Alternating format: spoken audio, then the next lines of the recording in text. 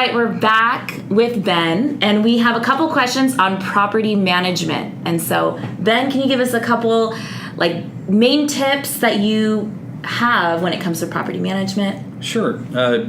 Rosie, property management will make or break your property. So especially if you don't live in it. I mean, if you live in it, you're going to take care of it yourself. And all those 3 a.m. phone calls or broken toilets or neighbors that have some domestic squabble going on, you're going to handle that.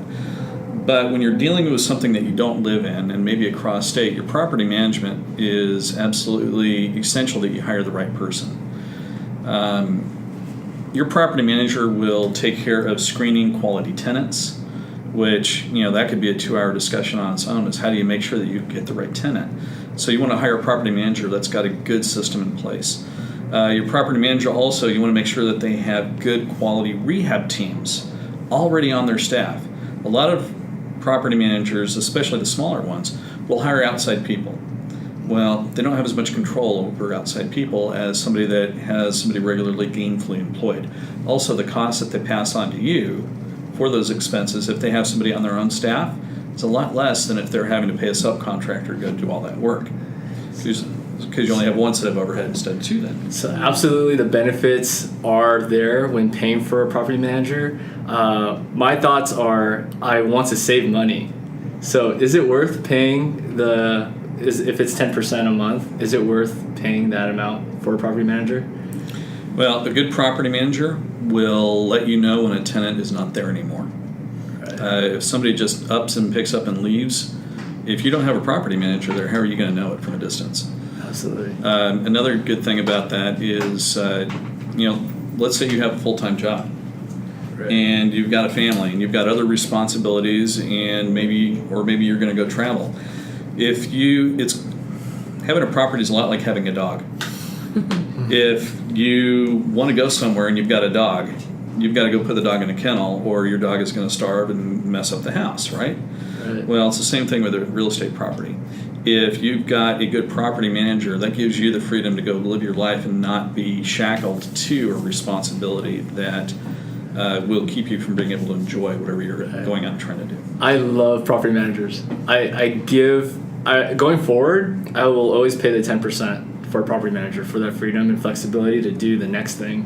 Mm-hmm. So. The other question I had was when it comes to the legal side of being, the landlord, and then for the tenants, what are some things that, as a landlord, you should keep in mind when it comes to the legal side? Sure. And maybe what are some resources that they could find? So, 2 big things legally that you have to worry about. Number 1 is the lease agreement that you have with your tenant. Different states and even different municipalities inside of that state have different sets of rules by which you can rent out to a person, how you evict that person, how you have to get rid of them if they're not paying or if they're causing damage to your property. So you have to make sure that you understand what your local rules are, what your state rules are, to be able to be within those boundaries. Because here's the thing, if you write up a lease that is against your local laws and you go into a courtroom, the judge has the discretion at that point to possibly throw out the whole lease. Now, there are ways to account for that, but they can throw out the whole lease and then give a big award to your tenant because you didn't handle it right from the beginning. Wow. Based on the lease. Based on the lease. Okay. Other little issues that you run into, tenant notice for entry. So I try to make sure that we get somebody into each one of our property or every one of our units every month. And so I have in that lease listed out the ways that we have to give that person notice. Now, why do I get into that unit every month? Well, in some areas where you have a lot of dust in the air or a lot of pollen, you want to change out those air filters every single month or every other month so that you have your air conditioners running kind of at peak efficiency. Mm-hmm. So I have my property manager go over and do that. The secondary benefit is I know if they're tearing that unit up. Mm-hmm.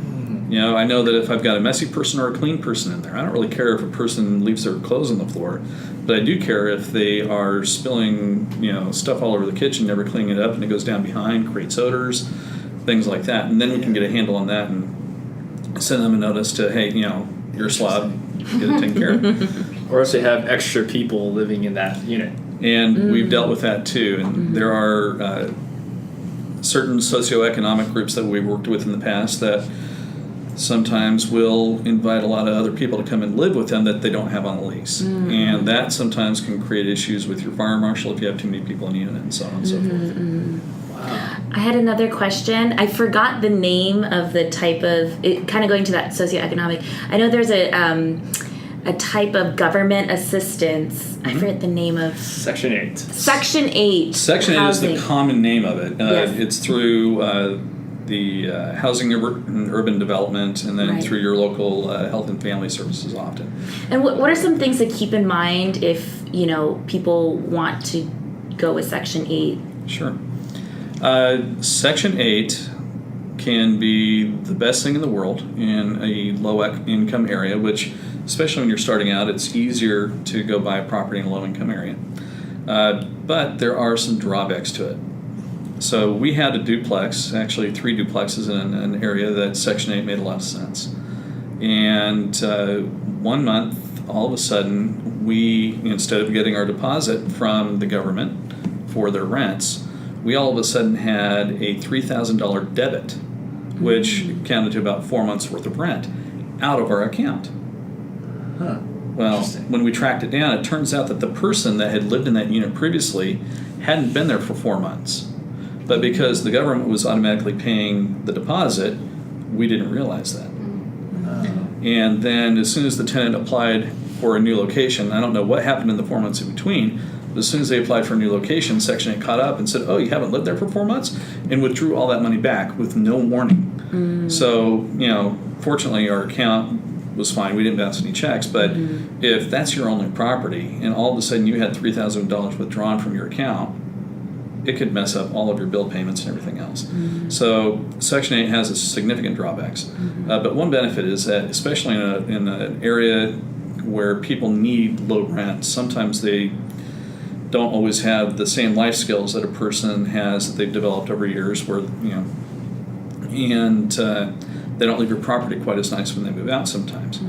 Section 8 helps these people to understand that there are certain practices that they need to put in place to take care of a property.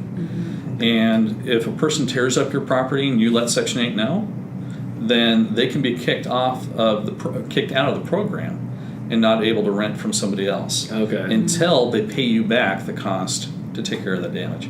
So there's a responsibility and oversight. Right. Okay. So it does give you some benefits that, aside from being able to have a guaranteed rent coming in every single month. Awesome. Thank you. Sure. All right, great. I have questions. Thank you very much. We will have another episode on Section 8 because that's a really thorough topic that I didn't realize was really, really important. So let's come back and do that. Thank you.